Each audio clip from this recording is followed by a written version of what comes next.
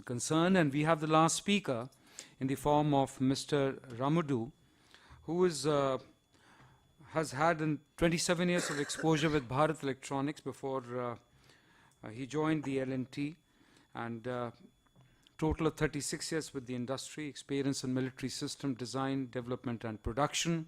Currently he is working as the Vice President in L&T, looking after the defense electronics and military communications.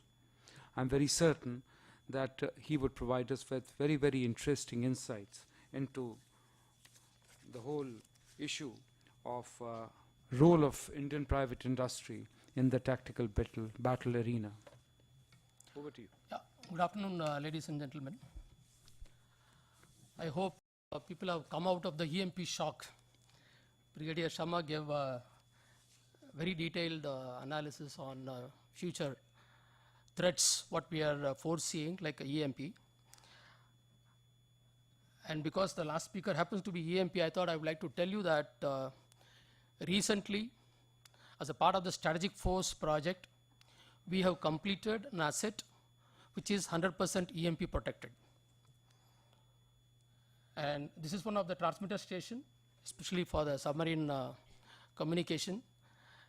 And from the beginning, the RFP was clearly had defined what's the amount of EMP which should withstand, and accordingly the whole design has been made the EMP protected, and already it is up and running with all the filters and other thing, whatever as per the standards EMP has defined.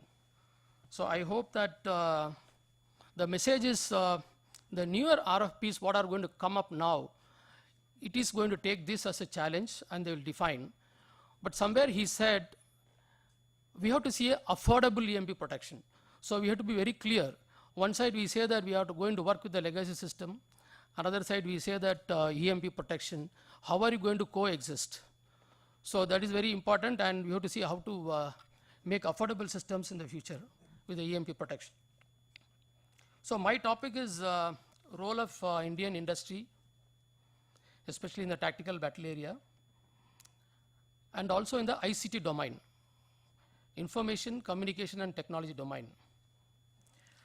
This ICT domain is slightly very attractive.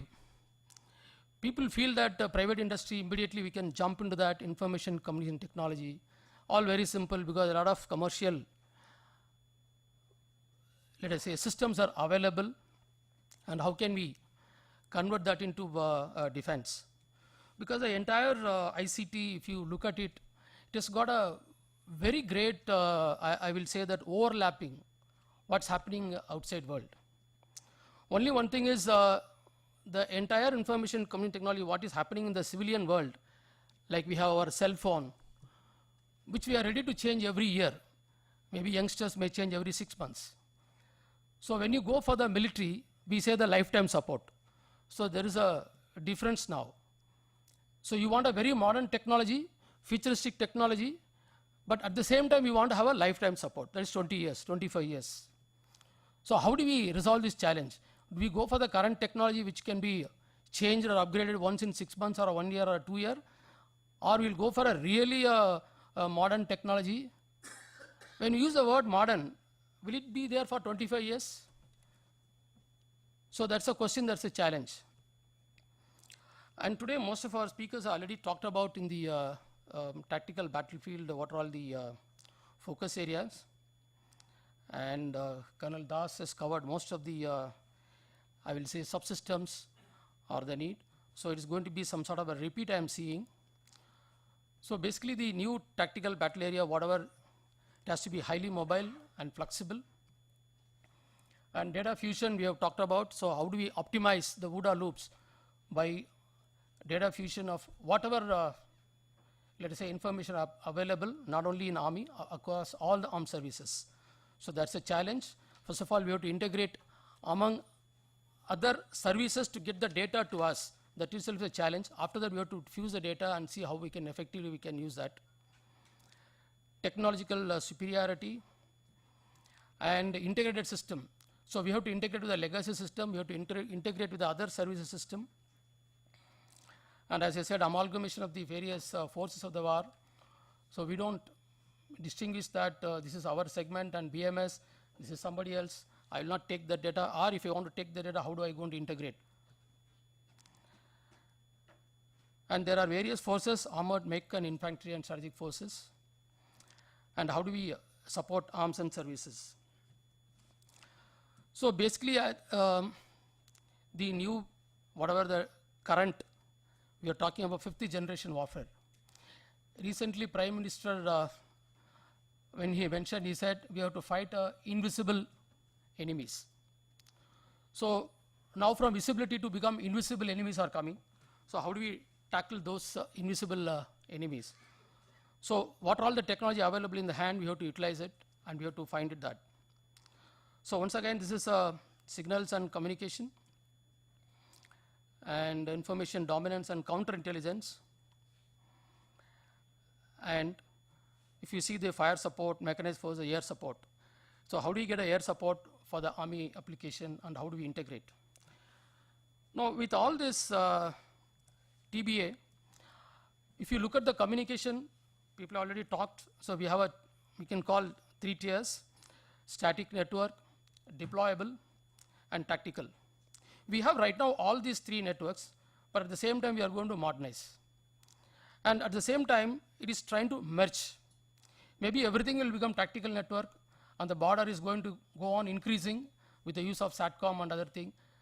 So slowly that it is merging, that whether 3 tier or it is going to become 2 tier or it's going to become an entire thing tactical. So now I'm just coming to, in all this scenario, where do we, private industries, how do we play the role? So private industries, there are various roles can be played. It's a prime system developer. The entire system we can take up and do the complete development and then supply. And subsystem developer, super components, or components developer or supplier. The first 3 I said developer, I didn't say the word use supplier because for military, if you want to supply, nothing is available so-called commercially off the shelf. We say cards, but it is not available like that. You have got to work on that. You have got to customize it. You have to meet certain interfaces. So you have got to develop it. Then comes software developers and various service providers for the military industries, for the military applications. So predominantly now, for the past 25, 30 years, very few private industries could become the first category, prime system developer. Those who have really a deep packet, those who have the withstanding power. It is something like a chakra vyuha. You enter, then only you will find how many arrows are coming. And can you withstand all the arrows, like in the form of technical evaluation, EMIMC evaluation, other things. And with the threat, anytime RFP can be withdrawn. So if we can succeed in that, then you can become a prime system developer. And predominantly here, currently, DRDO, DPSUs, and some other private industries were playing the role. But most of the Indian industries were somewhat content somewhere in the subsystem developer. So risk is less. At the same time, we can concentrate on that particular subsystem. Same thing, some of the super components. I will say that IGMDP, that is one of the huge program, integrated guided missile program, wherein it created a lot of ecosystem from the private industry. So the entire country, if you see that the guided missile program created many, many industries in the various form of super component subsystems. So that was the start point, I can say that for many industries to enter into the military supplying. So I just took how many private Indian industries are having a real, I will say interest and enter. And I just took the recent 2 make programs who were listed by the SMDIC. So the indigenous committee, the strategic indigenous committee, when they wanted that, okay, the make program, private industry participation will come. And there was a lot of guidelines, there was a lot of evaluation in that parameters. So first 3, BL, ECL, ITI, they are a central government PSU and defense PSU. So after that, there are at least some 11, 12 private Indian industries who have shown very keen interest and who have come to the, I will say, some maturity that where we can take up the major programs. And these are all the private industries, those who have been selected. Now, with this, there are a lot of other Indian industries who are working in some of the subsystems deeply, and also they are ready to enter. So now I am just going to list down some of the subsystems which are very, very essential, which are required for the tactical battle area. So I may not so go in detail, but at the same time I would like to say that these are all the subsystems where people are working, and they can certainly go into the depth, make an indigenous solution, and they can form a part of the ecosystem among all the other defense, I will say, industries. So combatant radio, predominantly so far, I will say the PSU and one or two, I will say, global industries have supplied, but somewhere some of the private industry could supply some of the DRDO program. And radio relays, once again, was dominated by the defense PSU and other PSUs. So here also the lot of Indian industries are working. And morning, Dr. Oberoi from TCS mentioned the real problem of the encryption or the security system. So unless that CPC guideline is sorted out, very full involvement within the private industry may be a very challenge. So slowly we hope that, I heard that CPCs will be revamped. Software defined radio, Mr. Agarwal talked about it. So when he said that, can we do the except antenna everything software? Then we have to see back that from US how many $1 billion they have spent to make the SDR. So we have to go one step. When we say a spiral model, we have to go one step. So where do we have practical step we have to make it for SDR? So we have to graduate from there. Then only the industry can survive. If I say that from antenna that down below everything to be soft, still not achieved. So some of the network. So there are a lot of Indian industries working in the mobile ADAC network. Now, when you look at the communication, right now private industries are heavily involved in the civilian communication world. In fact, the software defined radio is already being used in many of the base stations for the 3G and 4G systems, and people are making business on that. So the same thing when you want to apply for the military world, there are a lot of other challenges are coming. And military cellular, so the LTE network is already active, up and running, and there are people who are working almost in each components of the LTE. We have the indigenous capability. So how can we customize it to military cellular? So that we have to look at it, and then how do we integrate the security systems along with the routing element with that. And Tetra, already it is, I will say, slightly matured, but now we want higher bandwidth than Tetra. So people are not, you know, I will say satisfied with the Tetra, they want higher bandwidth. And network elements. So network elements once again is one of the very key component. Whether can we do the entire thing indigenously, or can we customize some of the proven network elements, and can we introduce the algorithms or routing algorithm which is required for the, let's say, for battlefield. So that's a challenge. And rugged platform, there are a lot of Indian industries are doing this rugged platform work. So how can we integrate them along with the major program what we have, and how do we see the JSS Penta 5 for all the wearable device and laptop or a cellular phone or any of the CPE devices which you have to see. And GIS, at least there are 5-6 companies are working in GIS, indigenous GIS, at various levels of maturity. So what do we want in the Indian Army? Whether can we use them? Can we make it completely indigenous? Morning, DGIS mentioned that indigenous OS is required. So indigenous GIS, can we make it? And I know Dr. Badran is sitting here. CARE attempted that all the IndiGIS. So we have come to a level of maturity, I will say that.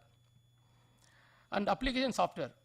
I heard that DGIS said we are global IT world, or at least IT industry.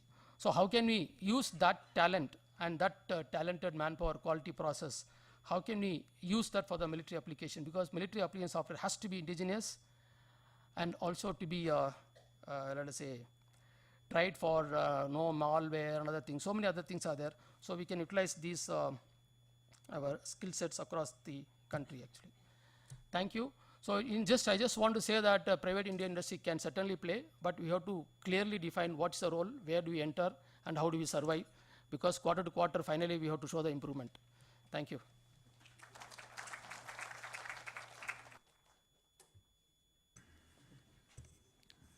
It is only the question answer session that separates you and your lunch. If you wish to, the questions we are ready to answer. I only want to say one or two things since it was me who compressed my own time frame. We are living in a very, very different world. The world in which the nation, with the strategic thought of fighting at its frontiers and not forward of it, is going to be increasingly look at merger of defense and security. More and more, we are going to be looking at hybrid application, merger of defense and security. And since it is a collaborative process, whatever we have discussed, which should ensure mission effectiveness, we need to look at as to what would be required of the forces during the peacetime, not only with themselves, but also with others, so that they can provide comprehensive power which is available to the nation to enable it to win. With these thoughts, we are ready for your questions if there are any. Sir, I'm Colonel Agnihotri, sir, retired from the Indian Army just a few months back, sir. Just wanted to clarify a few questions, sir. A lot of insight has been given into the aspects relating to the communication which is being developed by DEAL, sir. Wanted to know, sir, the direct question, sir. You have been developing this radio sets for quite some time, sir. You're facing some problems today. Wanted to know the timeline, sir, because based on the communication, sir, the software has to be developed. Because the number of packets which are to be delivered across, because once computing it and trying to transmit it, you will have problems, sir, because the number of packets, the size of the packets, and all the programmers have to develop, sir. So if you tell us the timelines, sir, because based on those timelines, the Indian Army, which is we're working with the other software engineers or maybe planning some softwares tomorrow, will it be able to deliver it? Because you have been working for some time, maybe the industry tomorrow has some other plans like the Link 16 or Link 19 or 21, whatever is coming up tomorrow, or they have collaborated with the external partners to get something. But since you are planning it and since you're a part of the DPSU, we may face these problems that whether we should take the DPSU route or the industry route. So based on this, I just want to know the timelines for the satellite phone, whether the satellite which you are thinking to launch on the S-band is going to go up in another few months so that you can get what is required, because you have developed the hardware on ground, but the satellite is supposed to go up may not go up for the next some time till the time you project it, sir. Similarly, sir, the software development radio, you're facing a lot of problems on the hardware. So the hardware aspects which you are looking forward for, they may be available somewhere, sir, if you're developing in R&D, if you are starting the making the bicycle from the stage 1, and we want the motorcycle tomorrow, sir, it may take some time. So based on this, I wanted to know the timelines, that's all, sir. Any other? Sir. Thank you, Chair. It is more of a comments. This EMP not only destroy the things which you mentioned, it affect the human nervous system also. It may make the person incapacitated. Energy directed weapons are there, but in addition to that, we have to be specific in our countermeasure. Of course, that part which now I am going to say, it is not part of this seminar. It has got to be backed by the intelligence and particularly the human intelligence. Otherwise, countermeasure you cannot have all over India. You have to be specified with respect to our adversaries, and we cannot work on borrowed information. Thank you. There was a question, yeah. Sir, my question is to Brigadier Sharma. I am Colonel Mahesh from Tata Power SED. This is regarding the EMP, sir. While the RFP is mentioned EMP, what is not mentioned is the standards to which they will be tested. Because at the end of the day, sir, we have done this test. EMP can be an overkill. It is not 5 to 10% increase in cost. It can be 4 to 5 times. Because there are some standards. If you follow the standards very strictly, each filter at the ingress and egress point costs more, costs much more than the shelter itself. So in a network like TCS, which is completely shelterized, the price is going to be very high. So is it an overkill? Are there some better ways, or maybe we need standards for a non-nuclear EMP bomb and a nuclear EMP bomb? Because I just wanted to know your thoughts, sir, because EMP, just getting EMP enabled in the shelter, EMP protection is not easy, because there are some standards which say it's okay, just 80 dB shielding is good enough. But when actually you go for the test at ACE and you being an ACE, this is not acceptable. So I thought we want to know your views. Last question. Okay. Brigadier Sharma, Last you've got 2 questions to answer. So one more question. Yeah, please. So Yeah. I'm Wing Commander Satpathy from DCS branch. Only probably one in a single Air Force officer here. My question is for Colonel You're as Das. good as so many of us. Colonel Das. Okay. We are focusing on wearable technology, which he very briefly mentioned. And in the TBA and the impact of wearable technology, very little has been discussed actually, very little. I mean, and he has started the topic, but due to paucity of time, probably he has curtailed that issue. I just wanted to know what is the plan of Cisco and the local industry, Indian industry, in this forum, which is so very important in TBA. Could we start with Colonel Sharma, Brigadier Sharma, to address those 2 questions? I have, in fact, one was only a comment. Firstly, let me tell you, EMP does not affect human beings. The 5 nanosecond for which the power is, it does not affect human beings. It doesn't even disorient the human being. Okay, there are studies on this. Okay. As regard to Colonel Mahesh's questions, I mean, we're facing the same problems. When I say 5% to 15% cost in, deciding beforehand and retro-modifying, this is averaged over the whole lot of equipment. In some pieces of equipment, it'll be much more, certainly, and in some, it'll be even less. So therefore, when it's averaged over the whole spectrum of the requirements, then I say that if you specify EMP in the RFP to begin with and get EMP protected equipment, then overall cost increase can just be about 5%.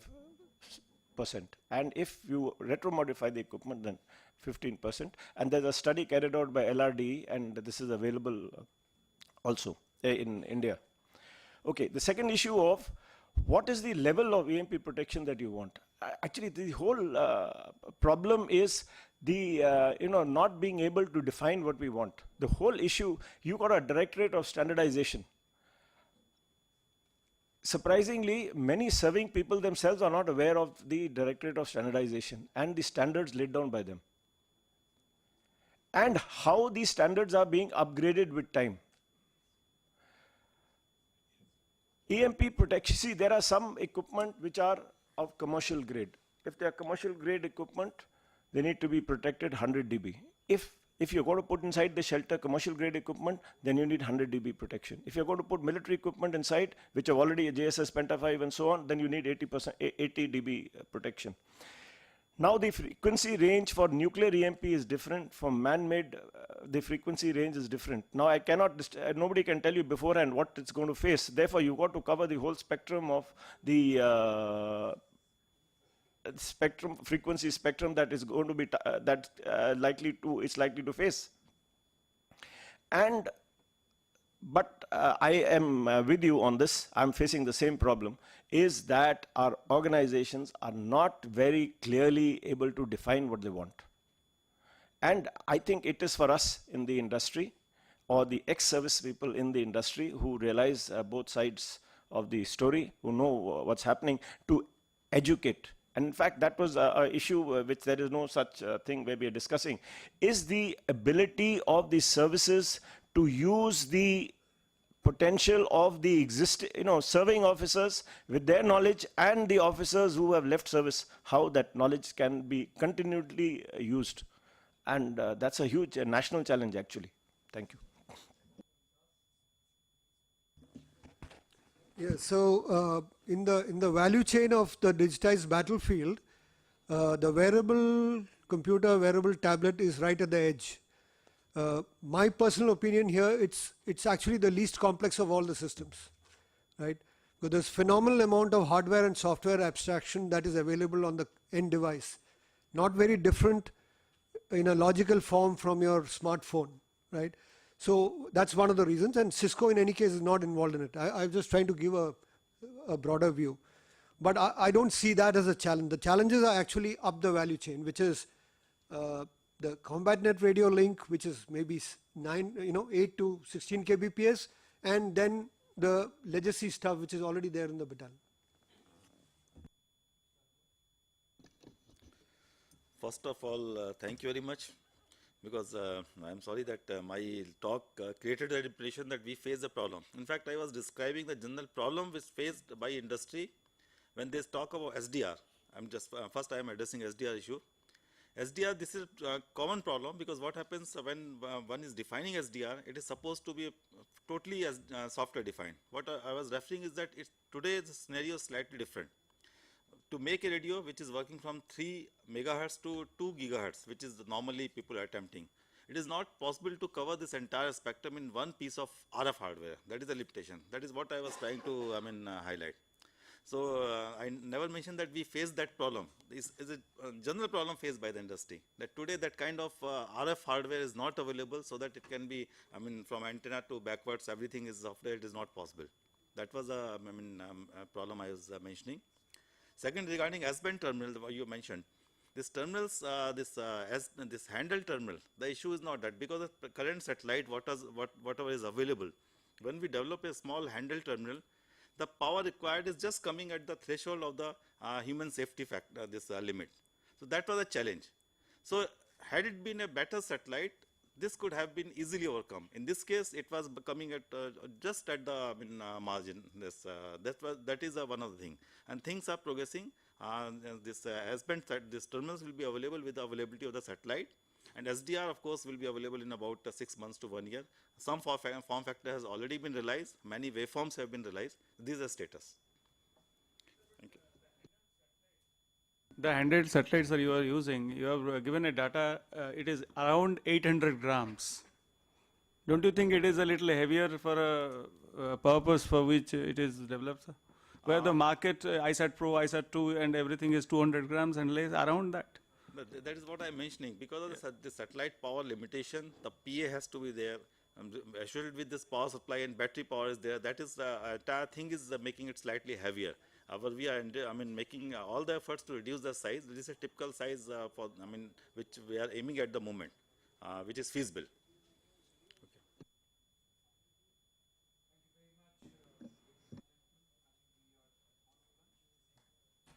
Thank you, sir.